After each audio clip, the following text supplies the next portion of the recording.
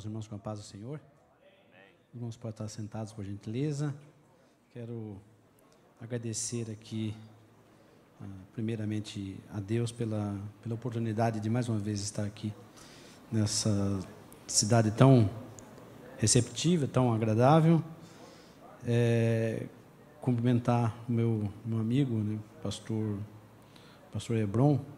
Nós já temos aí uma amizade de décadas, praticamente, né, que nos conhecemos.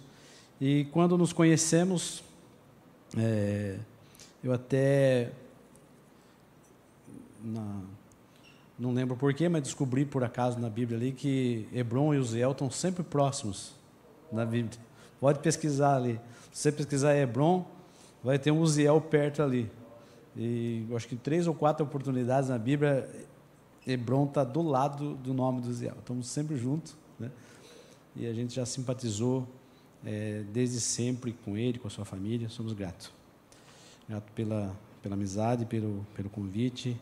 Grato também ao pastor Tiago, né, que confiou mais uma vez para estarmos aqui. Quero cumprimentar também o meu colega de plenária, o pastor Marciano, que abençoe, foi uma alegria conhecê-lo, né, ainda hoje. Cumprimento também os demais pastores e os amados irmãos que aqui estão. Eu sei que o Tiago pediu para vocês abrirem na parte 17, mas se você quiser pode esquecer a parte 17. Nós vamos... Quando eu fiz a apostila, eu procurei não fazer uma apostila em si, eu fiz, digamos, um sermão completo. E aqui preciso confessar que esse estilo de sermão é do livro do Charles Swindoll, Falando Bem. Então, é um estilo de sermão que traz sempre uma ilustração, uma aplicação prática em cada ponto do texto. É um estilo de sermão expositivo. Aí eu procurei escrever um texto completo porque ele se defendesse sozinho, né? Eu procurei fazer um texto que fosse como um leão, que se defendesse sozinho e que os irmãos pudessem utilizá-lo. Lógico, eu vou falar bastante sobre o que está no texto, mas eu vou tentar trabalhar com os irmãos aqui a questão de hermenêutica do texto de Efésios 3, ponto a ponto ali. Quero convidar para abrir então a sua Bíblia em Efésios 3, e nós vamos dividir não só o texto, mas aqui o capítulo em 2 partes, porque nós teremos duas plenárias. Aí depois você pode ler o texto lá e pensar o que faltou, ou então pode acompanhar pelo texto, obviamente, né? Mas fazer alguma anotação ali, porque a minha ideia é trazer alguma coisa a mais além do que já está no texto, para completar no texto da apostila, né? Não no texto da Bíblia. No texto da Bíblia não temos a capacidade de trazer alguma coisa a mais. Mas vamos ler lá em Efésios 3, e versículo 1 em diante.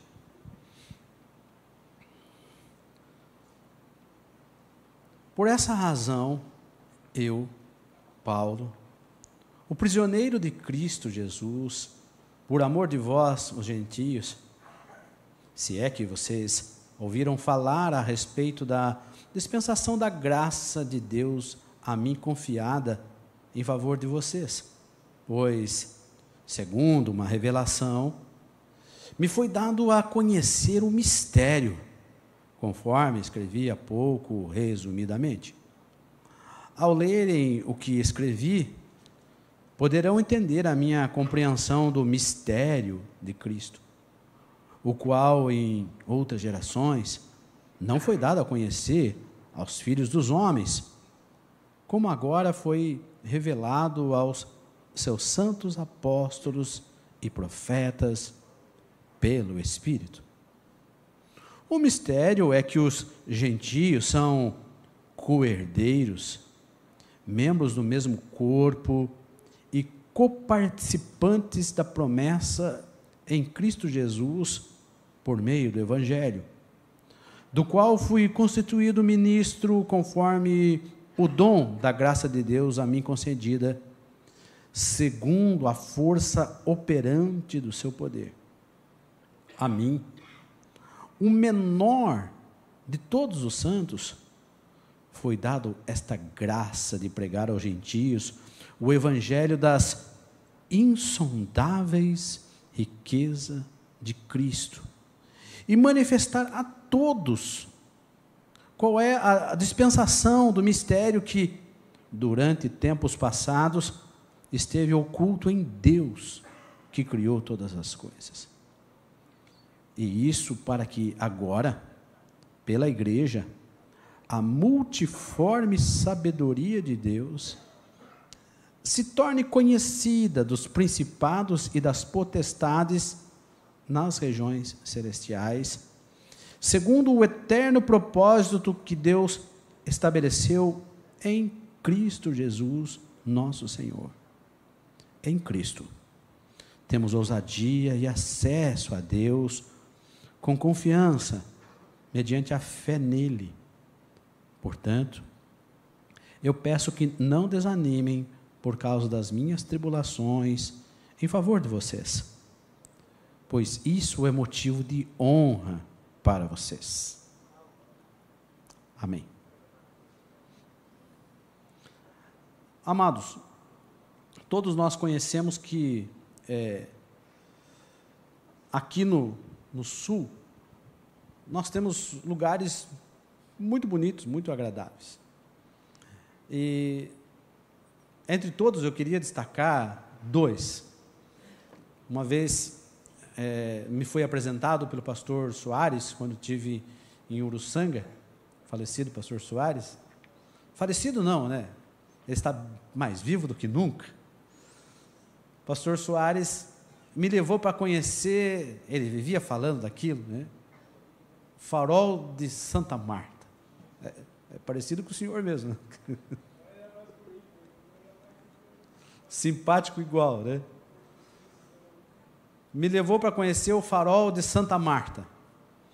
É difícil chegar, não sei hoje, faz tempinho que eu fui, mas é um lugar muito bonito, muito agradável. Uma visão belíssima ali do mar, um lugar que dá vontade de comprar uma casa na praia, né? É ali. É lógico que aqui o sul tem outras praias e lagoas muito bonitas, mas ali eu queria destacar, porque ali eu conheço. Outro lugar muito bonito aqui próximo é a Serra do Rio do Rastro. Quem já passou por ali sabe o quanto é bonito, não só subir, mas principalmente ao estar lá em cima, você olhar, né, aqui para o litoral e ver essa beleza de que foi feita. Santa Catarina é toda bela, mas aqui nós precisamos reconhecer que há uma beleza diferenciada na natureza aqui no sul. E é inevitável quando você está, né, lá no alto da Serra do Rio do Rastro e não pensar que Deus devia estar sorrindo quando desenhou essa parte, né, do planeta Terra. E desenhou, planejou e executou toda essa parte aqui, dando limites para o mar e para as lagoas. É um lugar muito bonito. E por que eu estou dizendo isso? Porque somente quando encaramos a beleza de lugares como esse, podemos entender um pouco da beleza e da extensão que é uma carta como a que Paulo escreveu aos Efésios. Aqui a beleza e a altura. Aqui há paisagens que nos tiram o fôlego. E nós queremos crer que, ao lermos esse texto desavisadamente, podemos imaginar que quando vemos um negócio tão poético, um negócio com palavras tão gloriosas, tem palavra aqui que dá para pregar uma semana inteira, uma palavra só. Aqui Paulo está olhando para o eterno passado, tratando bem do presente da igreja e olhando para o futuro. Em apenas 6 capítulos. Então, são lições magníficas de um homem maduro, experiente no ministério, e que, se fizermos uma psicologia do texto, poderíamos imaginar que Paulo escreveu uma parte ali no Farol de Santa Marta e a outra na Serra do Rio do Rastro, porque tem que estar num ambiente muito agradável. O pastor Hebron mostrou ali na casa dele que tem um escritório, um lugar propício para você escrever um texto, para você meditar, para você orar, abrir vários livros ao mesmo tempo. Mas você sabe, eu apenas estou dizendo uma hipótese, mas você sabe que não é assim, porque Paulo começa dizendo: por essa razão eu, o prisioneiro de Cristo. Ele começa dizendo a sua situação. Ele não estava num lugar agradável, estava numa masmorra em Roma. E para quem conhece direito romano, sabe que preso não é uma situação confortável naquele período, porque eles não tinham pena de prisão, não tinham pena. Hoje em dia, a principal pena é prisão, você vai ficar tanto tempo preso. Mas Paulo, quando se está preso, está apenas aguardando o julgamento, porque alguma coisa vai acontecer depois. E geralmente os presos são crimes graves, ou crimes que eram com pena de morte posterior, ou então de degredo, ou seja, a pessoa ia ser mandada embora daquela região, ou então uma pessoa ia ser escravizada de alguma forma. Então, assim, a situação dele, só o fato de estar preso, já era grave o suficiente. E não era como as prisões de hoje, em que de manhã passa o café, na hora do almoço passa a comida, de noite passa a quentinha da janta, e não pode repetir a carne, porque senão dá rebelião. Não, a pessoa tinha que alguém lá levar o preso tinha que se virar. Não era, ainda que, não estou dizendo que é confortável, toda a cadeia é desconfortável, mas a situação numa prisão romana era de muito mais desconfortável que é hoje. E Paulo, ele estava preso ali, mas perceba que ele não fala assim: eu estou preso aqui pelo César, ou pelo juiz fulano, ele é um prisioneiro de Cristo. Olha só, é aqui, e Paulo, na carta aos Efésios, em todas as suas cartas, ele tem essa preocupação de sempre Cristo é o centro, é em Cristo. Aqui, só nesse texto que lemos, temos 6 em Cristo, é Cristo no centro, independente das circunstâncias, porque não adianta estarmos em liberdade sem Cristo, estamos presos aos piores grilhões do pecado, do diabo, do curso desse mundo, como Paulo fala aqui no capítulo 2 de Efésios, presos a um sistema de morte sem Cristo. Agora, Paulo escreve essa carta na prisão, junto ali com Tíquico, num lugar que não era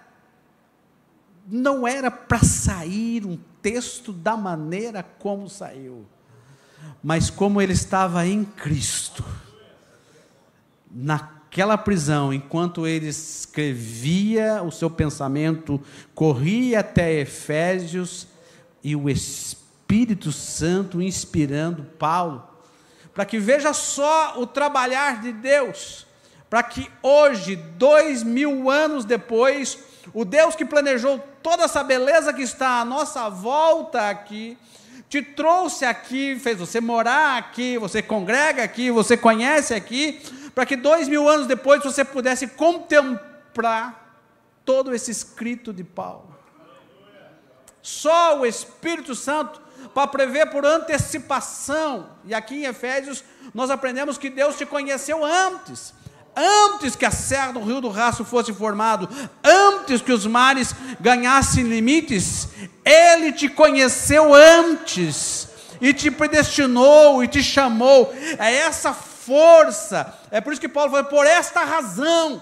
A razão do quê? Do que ele vem falando antes. Ele sabe o Deus que o chamou, o Deus que o planejou, o Deus que o conheceu antes, que o via antes, não antes do nascimento, antes que o universo fosse formado. Não entenda como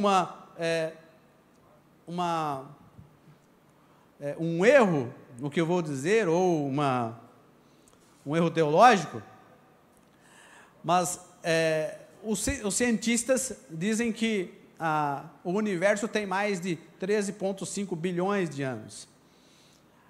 É bem possível isso se encaixaria ali na estrutura que Deus criou. A gente pode pensar assim, mas não criou em 6 dias, mas perceba que no primeiro dia nem sol e lua tinha, então não é um dia normal como nós conhecemos hoje, apesar de, mas não fala manhã, tarde, mas sim, mas é para Deus, né? Porque ainda não tinha nada, manhã, tarde para Deus.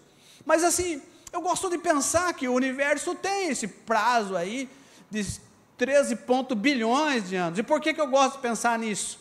Porque quando eu penso nisso que o cientista está dizendo, venha na minha cabeça aqui, já faz mais de 13,5 bilhões de anos que Deus pensou na minha vida e que Ele entregou lá atrás, porque o Cordeiro foi morto antes da fundação do mundo. É um planejamento a longo prazo. Diferente do que diz o cientista, você não é um acidente genético ou uma coincidência de elementos que trouxe a evolução. Você é criatura de Deus, filho de Deus, pensado por Deus em toda a eternidade. E aqui nós estamos aprendendo esse texto que fala de toda essa eternidade, porque tinha um homem preso. Eu meditava nesse texto, faz tempo que eu gosto muito da carta aos Efésios, tem muita coisa escrita sobre Efésios, leio muito sobre Efésios, tenho até uma coleção gigantesca sobre Efésios, lá em casa, do Dr. Martin Lloyd Jones. Sempre quando eu penso em escrever alguma coisa, eu olho aquela coleção e penso, não dá, não vamos chegar à altura, e então melhor parar por aqui e só escrever alguns textozinhos mesmo, né? Mas essa semana, mais especificamente, meditando para estarmos aqui juntos, foi inevitável fazer a comparação, porque eu fiz uma audiência com um senhor, e ele aparentava ter a minha idade. Eu perguntei, a gente sempre tem que perguntar a idade que ele tinha. Tinha 50 e poucos anos, é um pouco mais velho do que eu, mas um sujeito está bem acabado, e ele estava preso, e numa audiência por vídeo, e eu perguntei para ele assim, o senhor está preso por qual artigo? É uma pergunta obrigatória a se fazer, e ele falou assim, eu estou preso por assassinato, eu assassinei a minha esposa. E qual a pena que o senhor pegou? 30 anos de prisão. E eu olhei aquela pessoa toda desesperada, 30 anos preso por ter assassinado a esposa. E no contexto daquele processo, aquela pessoa estava respondendo a um processo por estelionato, porque quando ele estava na rua, há uns 10 anos atrás, estava solto, né, no caso, não estava preso ainda. ele cometeu um estelionato contra um irmão da igreja. Os dois eram da igreja. E ele fez um negócio lá e acabou pegando o dinheiro de um velhinho, vendendo um terreno que não era seu. Foi inevitável eu pensar, a pessoa estava dentro da igreja, a pessoa tinha relacionamento dentro da igreja e resolveu fazer ali um estelionato, logrando outra pessoa, e agora está preso por outro crime, sem Deus, sem paz, sem esperança. E aqui nós estamos com um preso diferente, não por um crime, ele não matou ninguém dos romanos, apesar que algumas pessoas consideram que Paulo estava quase que na qualidade de assassino, quando ele autoriza a morte de Estevão e bota na cadeia, mas ele não era por causa desses crimes que Paulo estava preso, ele estava preso por pregar a Cristo, por pregar que há outro Senhor além de César, uma grande injustiça. Mas aqui Paulo, ele reclama da injustiça? Não, ele fala, estou prisioneiro de Cristo por amor de vocês. Preso por amor. Então assim, ele está preso por dois motivos, um em Cristo e outro por amor.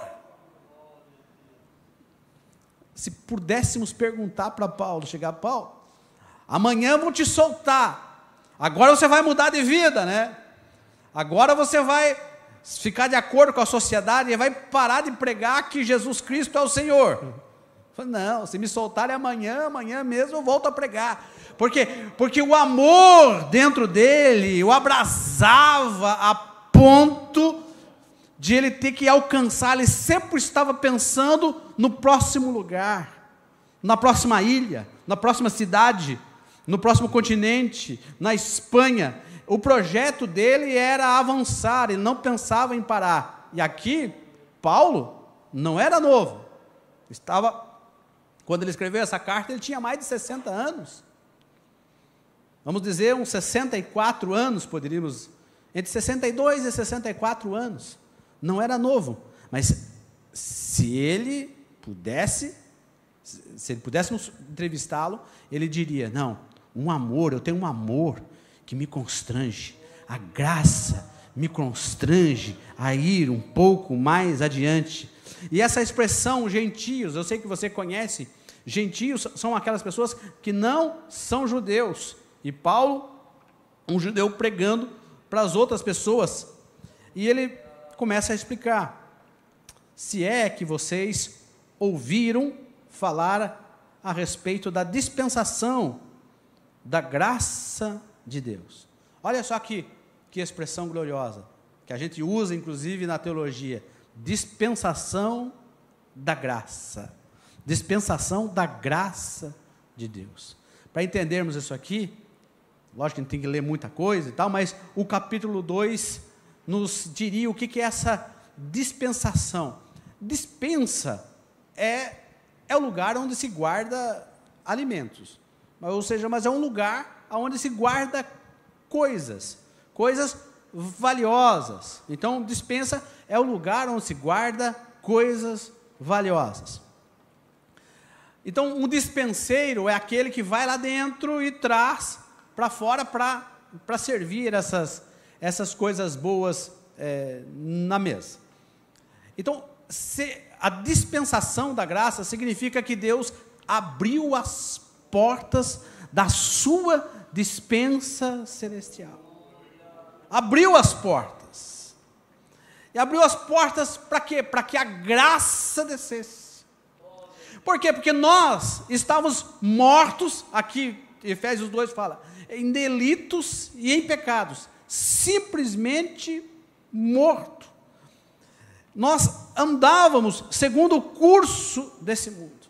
Olha só, morto, andando segundo o curso, segundo o príncipe da potestade do ar, desobediente. Aqui a palavra segundo o príncipe é energizados pelo diabo. Energizados, sabe? A nossa tomada estava na energia elétrica do inferno. Energizados pelo diabo. Éramos desobedientes, e diz Paulo, fazendo as inclinações da carne, a vontade da carne, fazendo as vontades do pensamento. Em resumo, éramos por natureza filhos da ira. Mas olha a graça. Mas Deus, sendo rico em misericórdia, por causa do grande amor com que nos amou, e estando nós mortos em nossa transgressão, nos deu vida juntamente com Cristo. Pela graça vocês são salvos. E juntamente com Ele nos ressuscitou, e com Ele nos fez assentar nas regiões celestiais em Cristo Jesus. Deus fez isso para mostrar nos tempos vindouros a suprema riqueza da sua graça, em bondade para conosco em Cristo Jesus. Porque pela graça vocês são salvos, mediante a fé. E isto não vem de vocês, é dom de Deus, não de obras para que ninguém se glorie, porque somos feitura dele, criados em Cristo Jesus, para as boas obras, as quais Deus de antemão preparou para que andássemos nela. Isso aqui é dispensação da graça, e você é fruto dessa dispensação da graça.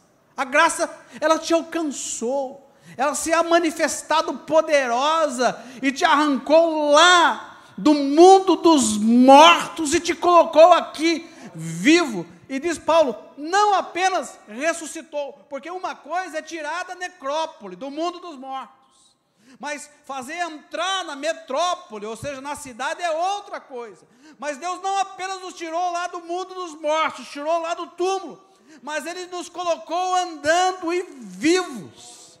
E mais, Paulo, e não é só isso, Ele não só te inseriu na metrópole, mas para os efésios isso aqui era muito importante, mas convidou para assentar nas regiões celestiais, ou seja, na acrópole, na cidade alta, porque os crentes de Efésios poderiam ficar tristes, porque havia ali o templo, uma das 7 maravilhas do mundo, o templo de Diana, e eles não podiam e não iam mais naquele lugar. Agora eles faziam culto em casa, coisas simples, e eles poderiam pensar, tá, mas agora nós somos uma religião de segunda categoria. Não, vocês estão assentados na região celestial, aonde está Cristo Jesus. Se grande é a Diana dos Efésios, muito maior é o Jesus Cristo, Senhor do universo. Essa é a dispensação da graça. E quando nós entendemos isso, o crente que entende isso, ele faz como Paulo, olha, eu tenho amor por vocês, porque eu estou na dispensação da graça, e essa dispensação foi a mim confiada. Como é que você lê na sua Bíblia aí? Foi confiada para quê? Para que eu ganhe conhecimento, para que eu cresça em conhecimento, para que eu saiba. Como é que está aí na sua Bíblia? Para que foi confiada a dispensação da graça? Tudo isso que lemos foi entregue para quê? Em favor de quem? Em favor de vocês. Nós só entendemos a graça quando nós estendemos a mão. Nós só entendemos quando entendemos a nossa real condição e o que o Deus fez para conosco.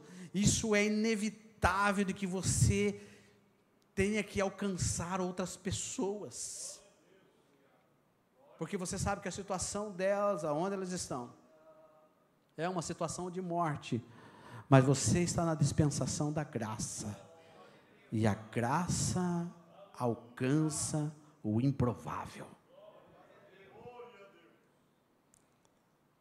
Aí Paulo continua: pois, segundo uma revelação, me foi dado a conhecer o mistério, conforme escrevi há pouco, resumidamente. E aqui, eu vou ter que adiantar aqui, que eu acho que não vai dar tempo. Paulo está dizendo assim: a mim foi conhecer o mistério. Aí, alguém pode pensar: eu conheço os mistérios de Deus. Mas esse mistério não é um mistério para ser guardado. E esse mistério, ele era mistério antes.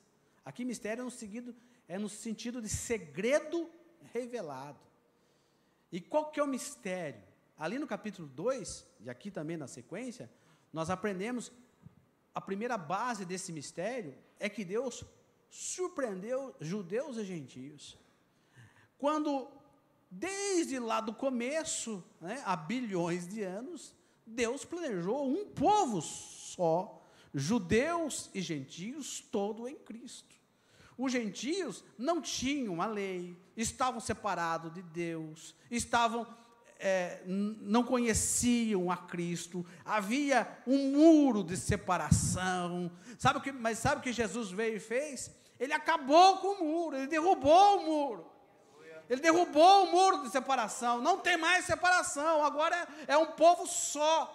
Isso surpreendeu, ainda que os gentios estivessem previsto que o judaísmo alcançaria outros povos, mas alcançaria numa situação de pé de igualdade, e não todos, mas aqui a graça se manifestou para alcançar todos os povos, todas as nações. Não há mais diferença, não há judeu, gentio, não há grego, não há romano, não há mulher, não há homem, não há mulher, todos são um em Cristo Jesus. O mistério, Deus, ele falou algumas coisas pelos profetas, a ponto de Pedro falar assim: os profetas profetizavam, mas eles ficavam pensando: mas o que será que é esse negócio aí? Eu estou falando, mas não estou compreendendo bem, porque era um mistério. Mas agora com Cristo, com a cruz de Cristo e com a descida do Espírito Santo, esse mistério foi revelado, porque a palavra era para todos os gentios e até os confins da terra. Se você for olhar geograficamente, ela já te alcançou, porque quem está no confim da terra somos nós. Nós que estamos no confim aqui, em relação a Israel, os confins da terra é aqui mesmo. Não tinha nada, inclusive, na época, mas o evangelho já estava planejado para alcançar a sua vida, um mistério, um segredo escondido em Deus, mas agora revelado. E olha, esse mistério, no versículo 6 fala, que mistério é esse? Que os gentios são co-herdeiros. Somos filhos de Abraão pela fé, assim como os judeus são filhos de Abraão pela carne. Então são co-herdeiros. Um co-herdeiro, ele recebe a mesma herança. A mesma herança. Co-herdeiros. Lá em Joinville, tem um membro da nossa igreja lá, que passou mais de 50 anos pobre. Lutava daqui, lutava dali, um comérciozinho, aquela coisa toda.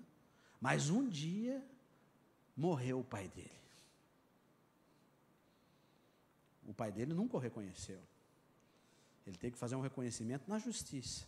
Mas ele está lá quieto. Um dia morre o pai dele. Os outros dois filhos, começam a herança. Vamos dividir. Você fica com 500 milhões, eu fico com 500 milhões. Aí veio o filho mais velho, aquele que o pai não reconheceu, certidão de nascimento, falou: está aqui, eu sou co-herdeiro. Pode dividir aí, que é 300 para mim, 300 para você e 300 milhões para vocês, porque eu sou co-herdeiro, eu sou filho dele. E não teve o que fazer. Tiveram que se ajeitar ali e dividir, porque era co-herdeiro, tinha direito igual. Tinha direito igual. O que Paulo está dizendo aqui é que você é co-herdeiro. Você tem direito à mesma herança, cada um de nós, em partes iguais. E eu quero dizer que a sua situação está melhor que a do irmão lá de Joinville, que recebeu 300 milhões. Que 300 milhões é fácil de gastar. Experimente, dá para gastar. Isso, agora, você é co-herdeiro. Se for para falar fisicamente, que é o menos, que é o de menos, fisicamente você é co-herdeiro do universo inteiro. As estrelas te pertencem. Porque, como diz o hino, Deus tem as escrituras dos planetas na sua mão, e você é co-herdeiro dele. Você é herdeiro do universo. Mas falar fisicamente da sua herança é 0,00001% daquilo que você é herdeiro, porque você é herdeiro e co-herdeiro com Cristo. Você é herdeiro do maior tesouro do universo, a saber, o nosso Senhor e Salvador, Jesus Cristo. Você é herdeiro dele, nele, com ele e para ele. Há uma herança, como diz Pedro, que não enferruja, que não murcha no céu. E você é co-herdeiro. Tem um versículo no final do capítulo 11 de Hebreus, que ele chama a atenção. Ele fala a respeito, o capítulo 11, o capítulo dos heróis da fé, ele vai falando dos grandes heróis da fé, e ele começa dizendo, ele termina dizendo, esses homens, o mundo não era digno deles. Eles viviam para cá e para lá, em cavernas, sendo perseguidos e tal. Morreram na fé, olha só que forte, sem receber a promessa. Aí você, opa, peraí, morreram? Abraão recebeu a promessa? Ainda não. Mas o último versículo, você vai ler na sua casa, e daí vai me ver se eu estou errado lá. A chance de eu errar em algumas coisas é grande, mas nessa acho que não. No último versículo diz assim, para que eles quem? Os heróis da fé, inclusive Abraão, sem nós, não fossem aperfeiçoados. Sabe por que Abraão não recebeu? Porque Abraão só vai receber quando o último filho dele for salvo, Jesus voltar, aí todos os herdeiros recebem juntos. Deus prometeu para Abraão e vai cumprir. É que a gente pensa assim, mas Abraão morreu, não, mas é que ele morreu na nossa visão, porque para Deus ele continua muito vivo, né? Então para Deus ainda está o tempo de cumprir, está esperando. São co-herdeiros, membros do mesmo corpo, a igreja, que aqui o texto traz essa expressão gloriosa, a multiforme sabedoria de Deus. Na igreja nós temos diversos tipos de sabedoria, diversos tipos de contribuição. Eu sem vocês não sou nada, eu preciso de cada um de vocês, porque eu longe de vocês, eu não sou nada. Agora juntos nós somos a multiforme sabedoria de Deus. E olha como é que Paulo fala que a igreja ela é conhecida nos principados e potestades nas regiões celestiais. Você não sabe, talvez você não percebeu ainda, mas você como igreja, a multiforme sabedoria de Deus, é o palco de Deus na eternidade e no mundo espiritual. O inferno observa de longe, mordendo a língua, mas os anjos observam a igreja glorificando aquele que comprou a igreja com o seu sangue, porque nós somos aonde Deus manifesta a sua sabedoria, a sua graça, o seu poder, a sua virtude. Pega o homem que não tem e bota para fazer. Pega quem não sabe e dá ele conhecimento. Pega quem é perdido e enche ele de graça e coloca a palavra na boca e outros são salvos. Aonde Deus te colocou, lá aonde Deus te colocou, na escola, no trabalho, aonde Deus te colocou, você é a graça de Deus, é a multiforme sabedoria, para alcançar aquelas pessoas. Deixa que o Espírito Santo tome a sua vida e a sua boca, e você possa falar lá. As pessoas estão desesperadas, as pessoas estão deprimidas, as pessoas estão angustiadas, as pessoas estão cheias de ataque de pânico, esperando ouvir uma palavra sua, que você tem uma palavra de graça, uma palavra que salva, uma palavra que traz essas pessoas, porque só você conhece esta palavra que pode salvar. Membros do mesmo corpo, e pessoas lá fora fazem parte desse corpo, você tem que trazê-los para cá. E outra coisa, terceiro ponto do mistério. Aqui é difícil de aceitar. Não. Paulo estava divagando. Como disse o rei, as muitas letras estavam fazendo Paulo delirar aqui. Não. Será? Co-participantes da promessa. Que promessa é essa? Em Cristo Jesus. Você é co-participante da promessa em Cristo Jesus. Já parou para pensar a extensão disso? Timothy Keller usa uma expressão que ilustra muito bem. Ele diz que nós parecemos criança brincando e fazendo castelinhos de areia, e achando que aquilo tudo é o nosso universo, que aquilo tudo é o que temos, o que somos. Mas brincar com castelinho de areia na praia importará que um mar, mais cedo ou mais tarde, vem uma ressaca e vai levar. E o nosso pai nos convida para atravessar a rua e vir para a mansão. Filho, sai do lodo, sai da terra e vem para casa. Aí a criança é assim, né? A criança pode dizer, não, eu quero brincar um pouquinho mais. Não tem limite para brincadeira, né? Eu quero brincar um pouquinho mais aqui, fazer o meu castelinho de areia, o meu barrinho, eu quero me sujar um pouquinho mais aqui. Não, filho, não é isso que eu tenho para você. Eu tenho uma promessa que é muito superior. Mas nós insistimos em ficar brincando com barro e com areia, como se essas coisas aqui fossem importantes, quando a importância está na promessa em Cristo Jesus. É por isso que Jesus falou assim, ao que vencer eu concederei. É só uma minúsculazinha à parte isso, tá? Ao que vencer, eu concederei que assente no meu trono, assim como eu venci e assentei no trono do Pai, porque o que Cristo conquistou na cruz, conquistou para todos e conquistou para a sua vida. Esse é o mistério de Deus revelado. Eu quero convidar você para se colocar de pé. É por isso que Paulo termina dizendo, em Cristo temos ousadia.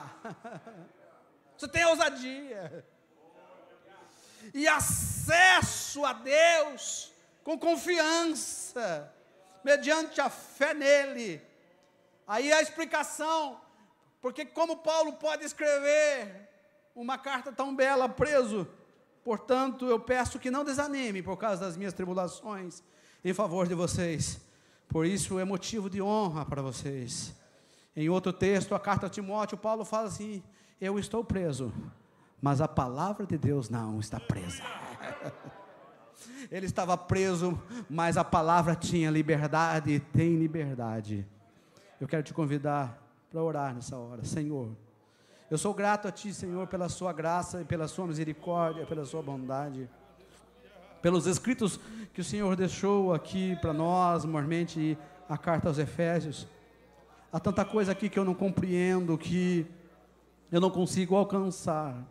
Não subiu ao meu coração, meu entendimento não conseguiu captar, eu não ouvi. Mas o Senhor preparou para nós coisas grandes e maiores. Não aqui nessa vida apenas, mas no porvir. E eu sou grato a Ti pelo sacrifício de Cristo ali na cruz do Calvário, que nos fez ter ousadia de entrar na Sua presença agora e pedir: Senhor, nós queremos mais do Teu Espírito para pregar esta palavra com ousadia. Nós queremos mais do Teu Espírito, para ao abrir a nossa boca, Senhor, vidas sejam salvas. Nós queremos mais do Teu Espírito, para que possamos compreender a Sua palavra. Nós queremos mais do Teu Espírito, para estender a mão cheia de graça, em favor daquele que está na sarjeta. Nós queremos mais do Teu Espírito, para alcançar vidas dentro e fora das prisões. Nós queremos mais do Teu Espírito, para alcançar vidas deprimidas, e, Senhor, estabilizar o emocional delas na Sua presença. Nós queremos mais do Teu Espírito, mais do Teu Espírito. Sopra, Espírito Santo de Deus, dos quatro cantos da terra, sobre a Sua igreja, a Sua multiforme sabedoria. Ele é manamai chukinai. Glória a Jesus.